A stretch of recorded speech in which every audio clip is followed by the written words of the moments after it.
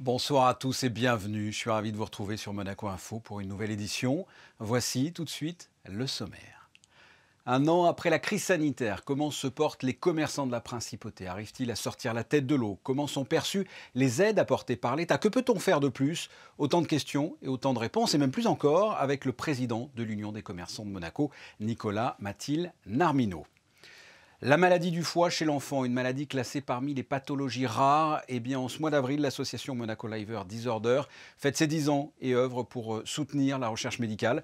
Vous allez le découvrir à travers cet entretien avec la présidente et fondatrice Carla Schechter. De beaux projets de rénovation sont en cours à l'hôpital Larcher de Nice. Nous ouvrirons une page culture avec un retour dans le détail sur le week-end du Printemps des Arts, avec notamment un instrument ancien, le clavecin. Et enfin, vous en saurez plus sur la prochaine projection du film « Touche pas à la femme blanche » de Marco Ferreri, un western contemporain en pleine ville à Paris, projection organisée par l'Institut audiovisuel de Monaco ce samedi 15h au Théâtre des Variétés. Mais avant cela, on débute avec un point sur l'information avec vous, Christine Datomel, et vous allez nous parler de remise de lettres de créance ce matin au Palais Princier. Oui, les ambassadeurs d'Iran, de Lettonie et de Honduras ont été reçus par le prince souverain dans le Salon des Glaces pour remettre leurs lettres de créance ce matin. Lors de cet événement, ils ont pu également s'entretenir personnellement avec le prince Albert II. On l'a appris ce mardi, la fermeture de la microcrèche à Farandola. Et oui, Fabien, un membre du personnel de la microcrèche à Farandola a été testé positif à la Covid-19 vendredi. L'application du protocole sanitaire entraîne donc une fermeture préventive de la microcrèche pendant 10 jours. Les parents sont invités bien sûr à surveiller l'apparition de tous symptômes évocateurs de la Covid-19 chez leurs enfants qui ne sont pas soumis à l'obligation du port du masque en raison de leur jeune âge. Contrairement au personnel, les équipes de la microcrèche effectueront bien sûr un test PCR avant de reprendre le travail. Compte tenu de la fermeture des établissements préscolaires et scolaires, certains salariés de la Principauté vont pouvoir bénéficier d'un assouplissement. Effectivement, les assurés de la Principauté affiliés à la Caisse de compensation des services sociaux, parents d'un enfant âgé de moins de 16 ans ou de 18 ans en cas de handicap, et qui ne peuvent décaler leur congé pour garder leurs enfants durant les périodes de fermeture des établissements et qui ne peuvent pas travailler de chez eux, auront la possibilité de bénéficier d'un arrêt de travail indemnisé par la CCSS à la condition que l'autre parent travaille également. La direction de la prospective de l'urbanisme et de la mobilité vous informe de quelques changements au niveau de la SNCF. À la suite des annonces gouvernementales françaises face à la pandémie, la SNCF adapte son offre pour commencer jusqu'au 9 avril. Le plan de transport a subi quelques ajustements, comme un trafic suspendu des TGV entre Paris et Menton et le fait que seulement 72 trains régionaux seront en service. Des informations qui sont susceptibles d'être modifiées à tout moment. Vous êtes donc invité à consulter régulièrement la page d'accueil du site TER Provence-Alpes-Côte d'Azur dans la rubrique horaires et trafic ou à téléphoner au 0800 11 40 23. Merci Christina, on vous retrouve dans quelques instants. Place à notre premier invité, le président de l'Union des commerçants de Monaco, l'UCAM, Nicolas Mathilde Narmineau, bonsoir. Bonsoir. Nous allons ensemble faire le bilan de ces 1 an de crise sanitaire et de l'impact sur le commerce. Mais avant cela, votre réaction par rapport aux pays voisins confinés, ce qui n'est pas le cas de Monaco, le contexte sanitaire n'étant pas tout à fait le même. Votre réaction donc par rapport au commerce ouvert ici, mais pas de l'autre côté de la frontière? Écoutez, comme je l'ai dit et je le répète, heureusement que le gouvernement nous a écoutés et on est capable de respecter les règles sanitaires dans tous les commerces. L'État est capable de le faire respecter aussi, ces règles sanitaires. Et ça nous a permis de rester ouverts, ça nous a sauvés au mois de novembre et ça nous sauve aujourd'hui. Et malheureusement aujourd'hui, on est enclavé entre la France et l'Italie. Mais vous voyez bien que les chiffres à Monaco et le fait que les commerçants soient compétents, raisonnables et que le gouvernement soit efficace, on aurait pu ouvrir depuis pratiquement 1 mois. Avec des règles sanitaires, mais on aurait pu ouvrir. 1 an après, 1 an de crise sanitaire, comment se portent les commerçants monégasques?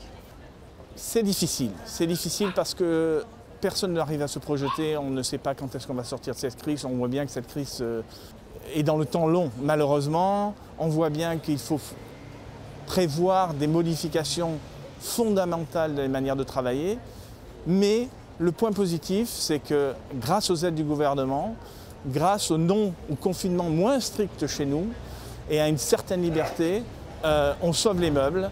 Et c'est le cas d'une majorité des commerçants. Il y a évidemment, malheureusement, toujours des commerçants qui sont directement impactés par ce tourisme international qui n'existe pas. Je pense à tous les gens qui sont dans l'événementiel, tous les gens qui s'occupent de mariage, tous les gens qui s'occupent de croisières, tous les gens qui s'occupent, vous voyez, magasins de souvenirs. C'est dramatique pour ces gens-là et il faut vraiment avoir des visions à long terme pour les aider parce que la crise ne passera pas pour eux ni cet été ni à la fin de l'année. Il faut vraiment avoir une vision à long terme. Et quel est l'état d'esprit de façon générale? Parce qu'un an, c'est long. Ce qui est compliqué aujourd'hui, c'est d'envisager l'avenir. Vous voyez bien que les gouvernants de tous les pays, et notamment les pays limitrophes, prennent des décisions du jour au lendemain qui ferment, ils ouvrent, on ouvre les classes, on ferme les classes. On a contraint un peu tout le monde à la dernière minute. Personne ne peut planifier ce qui va se passer. Et ça, pour un chef d'entreprise, pour un dirigeant, pour un commerçant, c'est impossible à gérer sur le long terme. Ça ne permet pas d'organiser le travail correctement. Qu'est-ce que vous retiendrez de ces un an de crise? Qu'est-ce qui vous a marqué le plus? Je pense que ce qui a été le plus difficile, c'est ces privations de liberté. Hein. Au-delà de toute autre chose, ces privations de liberté qui ont redistribué les cartes dans la manière dont on voit la vie aussi. Mais dans toute crise, il y a des choses positives. La crise permet de redistribuer les cartes. La crise permet de voir les choses différemment. Les gens qui n'étaient pas dans le numérique ont compris que le numérique était quelque chose pour le commerce d'essentiel. On ne peut pas lutter contre Amazon. Amazon existe, il faut vivre avec, mais il faut exister à côté d'Amazon. Alors vous l'avez évoqué, qui sont les commerçants ou plutôt les secteurs d'activité qui ont le plus de difficultés? Tout ce qui est tourisme, voyage? Oui, clairement, aujourd'hui, on voit bien que c'est tout ce qui est tourisme qui a trait à cette clientèle qui vient de l'extérieur. Parce que ce que l'on a remarqué pendant cette crise, qui est clair, c'est que grâce à nos résidents, qui sont des personnes à fort pouvoir d'achat, qui sont restés à Monaco, qui ont été contraints par les autres pays à rester à Monaco, on a retrouvé cette clientèle dans nos magasins beaucoup plus souvent qu'avant. On a aussi remarqué que grâce à Carlo, les fonctionnaires à qui on a donné de l'argent pour dépenser à Monaco, ils sont venus le dépenser à Monaco. Et ça, on se rend compte que notre force, c'est ça, c'est nos résidents et nos pendulaires. Un mot sur une zone particulièrement touchée, je dirais presque sinistrée, le Rocher, les commerçants du Rocher? Ils se battent. Hein. Ils sont venus nous rejoindre à l'UQAM. On a fait plein d'actions pour eux pour essayer de les faire connaître. Parce qu'aujourd'hui, il y a une méconnaissance de ce quartier. Il y a quand même beaucoup d'atouts à ce quartier. Et je pense qu'à l'avenir, il y en aura encore plus. On les aidera au maximum pour que l'État entende leurs paroles et les aide à une transformation si ce n'est pas une reconversion. L'UQAM a des idées, des propositions. Qu'est-ce que l'on peut faire de plus selon vous? Surtout, ce qu'il faut, c'est préparer demain. L'avenir de Monaco, l'avenir du commerce monégasque. Et nous, l'UQAM, on se bat depuis 20 ans pour que les quartiers soient réorganisés comme des centres commerciaux à ciel ouvert, qui est une forme, je ne dis pas, de solidarité entre les commerçants dans chaque quartier. Et surtout, il faudrait créer une entité spéciale pour s'occuper de ces quartiers. Le Welcome Office, à travers Laurence Garino, qui nous a beaucoup aidés pendant cette crise, a fait beaucoup de choses, mais il faut aller plus loin. Il faut s'occuper de la rétention locative, il faut aider des groupes à s'installer à Monaco, quitte à leur faire cadeau du loyer pour qu'ils soient sur des locomotives. Il faut gérer Monaco comme un centre commercial à ciel ouvert. Nicolas Mathilde Narmino, merci d'avoir répondu à mes questions. Merci à vous. Et comme l'évoquait Nicolas Mathilde Narmino, le numérique est un des outils pour mieux se sortir de cette crise. Sachez à ce propos que le 12 avril à 16h, un webinaire sera organisé par le gouvernement et dédié aux solutions concrètes que peut apporter le numérique aux commerçants. On vous retrouve à nouveau, Christina Thomel, pour la suite de l'actualité en bref. Shibuya Productions, société basée à Monaco, soutient la Journée internationale du sport au service du développement et de la paix et s'est donné pour mission de développer la distraction utile. L'objectif, donner l'opportunité à tout à chacun de participer concrètement à des enjeux majeurs comme l'environnement ou le bien-être en les y invitant par le biais du divertissement tel que les jeux vidéo, les mangas, les animations ou encore des documentaires. Le festival de cinéma humain et inspirant démarre en principauté. Oui, le festival Le Temps Presse vient de débuter, mais étant donné que les salles de cinéma sont fermées, pour la première fois, le festival propose à tous les festivaliers de découvrir les films ainsi que les autres programmes comme les tables rondes ou les émissions de cinéma en ligne sur le site www.letempspresse.org. Le festival offre également une nouvelle visibilité aux 3 films impactés en 2020 par le confinement. La plupart des longs métrages seront diffusés tous les jours à 20h et certains films seront suivis d'un échange en direct avec les équipes de tournage sous forme de chat. Le stationnement et la circulation sont modifiés durant le montage des structures du Grand Prix. Oui, à compter de dimanche et ce jusqu'au 30 mai, durant le montage des glissières et des grillages de sécurité, le stationnement et la circulation des véhicules seront interdits sur le quai Antoine Ier. Cependant, comme les autres années, une voie de circulation à double sens sera instaurée le long des bâtiments du quai afin de permettre la circulation des véhicules autorisés. Merci Christinda. En ce mois d'avril 2021, l'association Monaco Liver Disorder fête ses 10 ans. Elle œuvre pour soutenir la recherche médicale autour des maladies du foie de l'enfant, classées parmi les pathologies rares. Et elle lance aujourd'hui un projet de rénovation d'envergure aux portes de Monaco, dans le centre de référence qu'est l'hôpital Larcher à Nice. Patricia Navarro a rencontré la présidente et fondatrice Carla Schechter.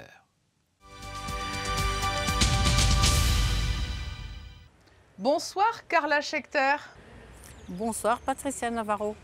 Pour marquer cette décennie d'action, vous vous êtes lancée dans un ambitieux projet dans un hôpital que vous connaissez bien, l'hôpital Larcher à Nice.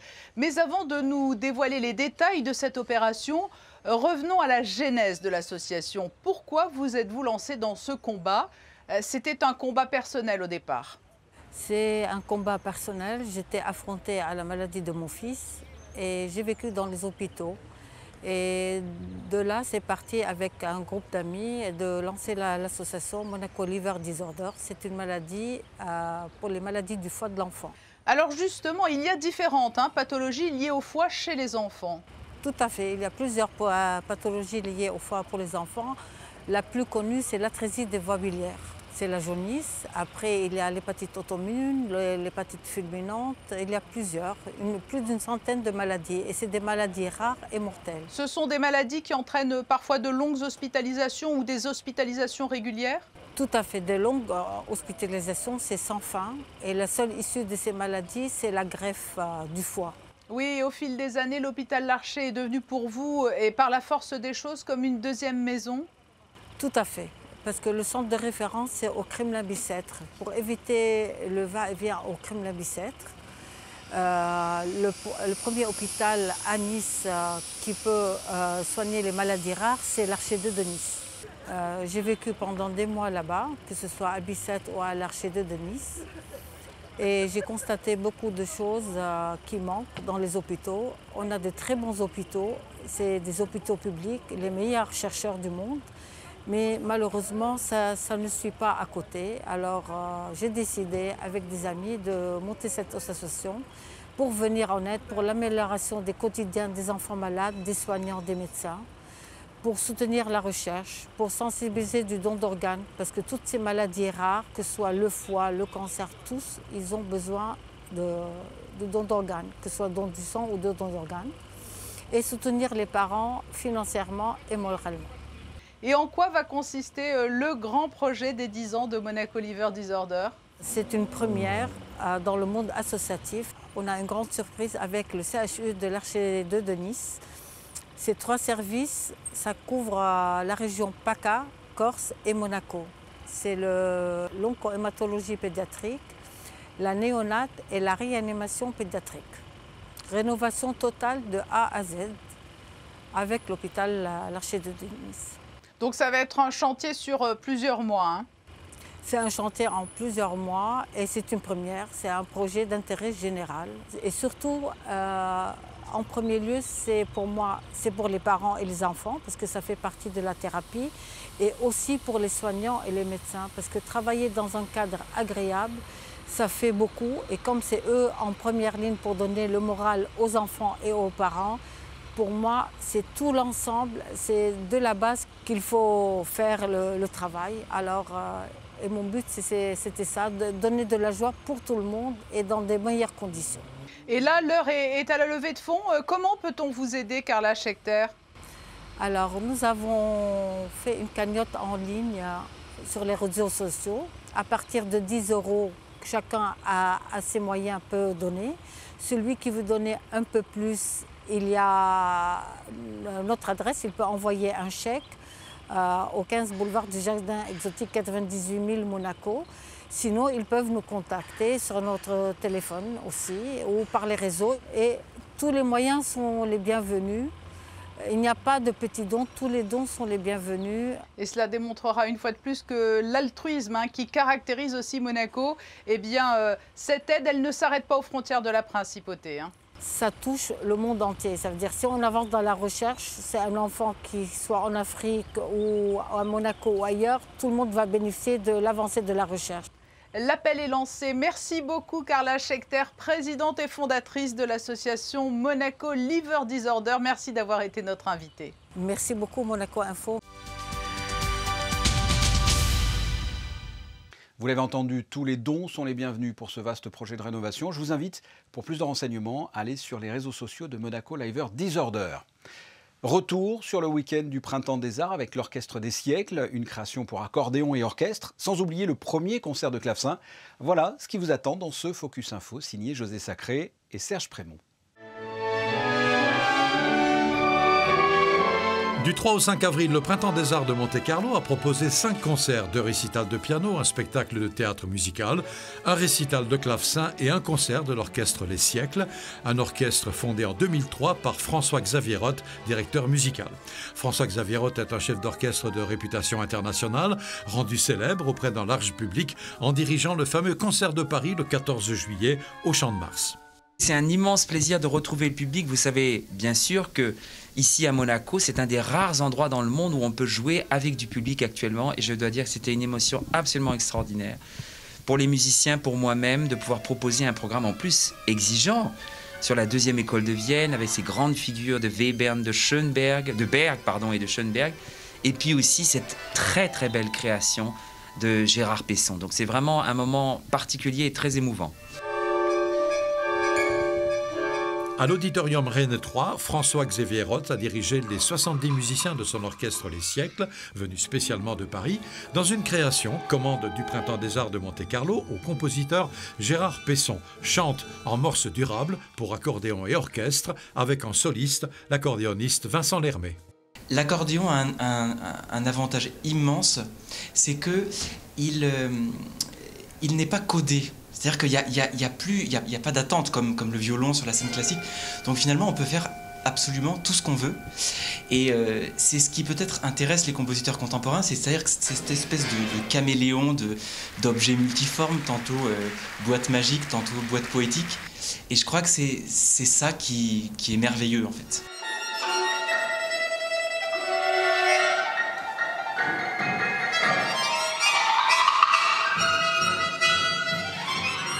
J'ai créé beaucoup d'œuvres, mais des concertos de cette envergure, c'est la première fois.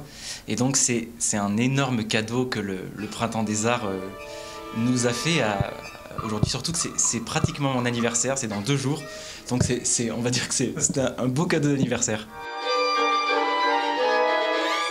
Toujours sous la direction de François-Xavier Roth, Renaud Capuçon violon, Bertrand Chamaillou piano et une section de l'Orchestre des Siècles ont interprété le Kammerkonzert d'Alban Berg, une œuvre où le compositeur de l'école de Vienne prend appui sur le genre ancien du concerto grosso pour tenter de généraliser les dissonances comme élément expressif. Enfin, l'Orchestre Les Siècles, sous la direction de François-Xavier Roth, a interprété la transcription par Schoenberg du Quatuor avec piano de Brahms pour orchestre. Ça, c'est une œuvre un peu étrange, puisque c'est une œuvre de musique de chambre de Johannes Brahms, son quatuor en sol mineur, et Schoenberg a fait une orchestration, c'est-à-dire une espèce de, on pourrait dire quelquefois de monstruosité, tant l'œuvre est loin de l'original, mais avec quelquefois beaucoup d'humour et beaucoup de tendresse et d'affection vers cette musique. Donc c'est vraiment un Schoenberg qui revisite, qui relie cette œuvre de musique de chambre de Johannes Brahms et qui l'offre au public sur une scène d'orchestre symphonique.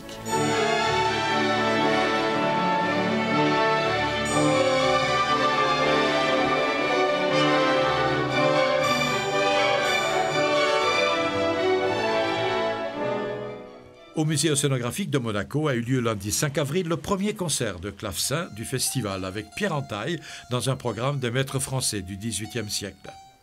Parce que de nombreuses œuvres pour clavecin de Bach, notamment, ont été transcrites pour le piano, on pourrait croire que le clavecin est l'ancêtre du piano. Or, ce sont deux instruments très différents. Il y a ces trois sortes principales d'instruments à clavier, le piano, le clavecin, l'orgue, et puis il y en a d'autres moins connus, mais qui font appel à des techniques instrumentales qui sont bien connues dans l'histoire de l'humanité. L'orgue, ce sont des flûtes. Seulement, il y a une flûte par touche. Le clavier permet de jouer une polyphonie, ce que la flûte ne permet pas. Le piano, c'est un peu la succession du tympanon qui existe toujours. C'est un instrument avec des cordes sur lesquelles on tape avec des petits maillets. C'est ça le piano. Mais avec un clavier, ça permet évidemment, comme on sait, beaucoup plus. Et le clavecin, c'est de la famille du luth, de la harpe, de la guitare, les cordes pincées, grattées, comme on veut. Tous ces instruments existent dans toutes les cultures depuis toujours. Et le clavier permet, là encore, évidemment, toute cette richesse.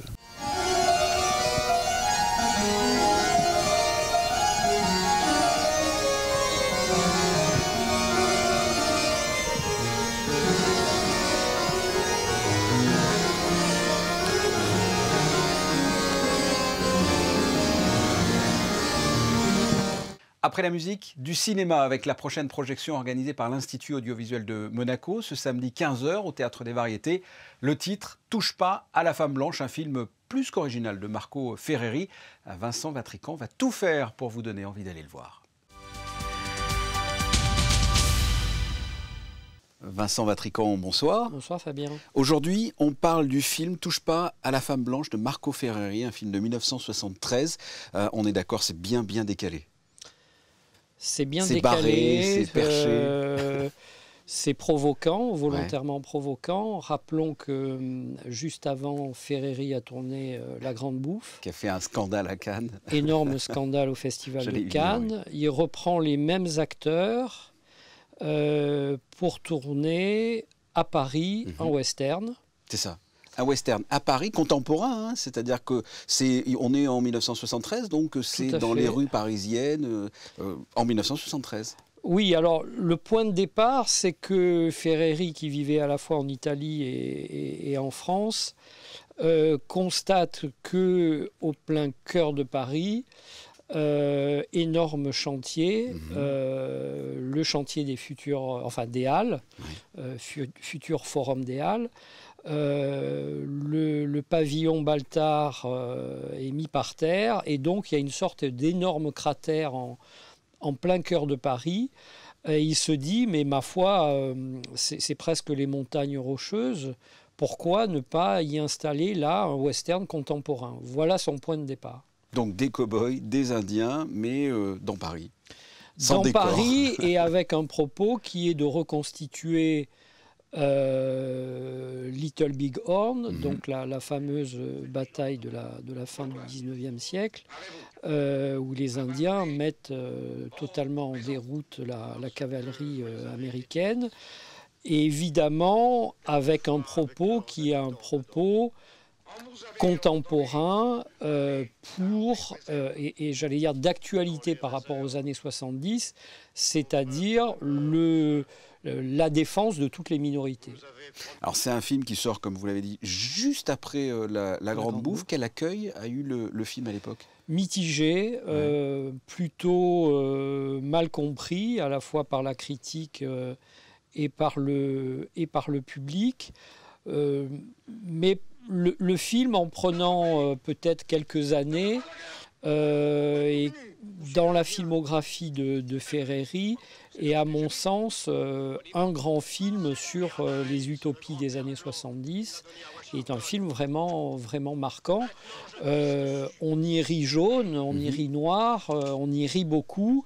Et quand même, on se dit que ce type de cinéma-là, je ne le vois pas bien aujourd'hui dans sa capacité justement à être volontairement provoquant, à essayer de faire bouger les mentalités. On est trop dans du politiquement correct? Comment? On est trop dans du politiquement aujourd'hui, correct. Clairement, oui. Moi, c'est un film que j'aime beaucoup pour toutes les raisons qu'on a évoquées. Vous en avez même écrit un article dans le Cahier des cinémas. C'est vrai, vous avez bonne mémoire. Voilà. il vous a plu particulièrement, le film. Oui, bon, je trouve que c'est un film qui fait date, même s'il a un côté un peu nonchalant, je m'en foutiste, etc. C'est un film qui vise juste, et c'est pas si fréquent. Donc touche pas à La Femme Blanche, qui serait un des 100 films à mettre dans une Tout à vidéothèque. fait, absolument. Et c'est à découvrir très prochainement. Merci Vincent Vatrican. Merci Fabien. Alors moi, le premier...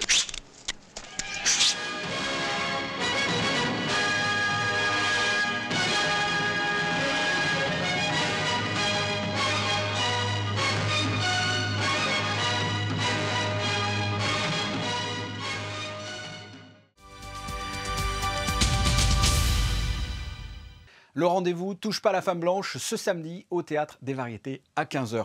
Avant de nous quitter, un point sur les prévisions météo de ce mercredi. Mercredi avant l'aube, le temps sera très nuageux et des chutes de neige sont même à prévoir. Dans la matinée, les éclaircies seront de retour, mais l'après-midi sera mitigé avec des rafales de vent atteignant les 45 km/h. Les températures oscilleront entre 12 et 5 degrés. Mercredi 7 avril, nous fêterons les Jean-Baptiste.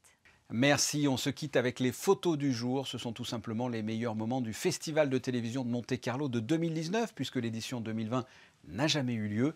Et à ce propos, sachez que je recevrai demain Laurent Pionce, le vice-président délégué du Festival de télévision de Monte-Carlo, pour nous parler de la 60e édition qui se déroulera du 18 au 22 juin. Les photos que vous allez voir dans quelques instants ont été prises par Michael Alési. Ce journal est terminé. On se retrouve, si vous le voulez bien, mercredi dès 19h pour une nouvelle édition. À très bientôt. Au revoir.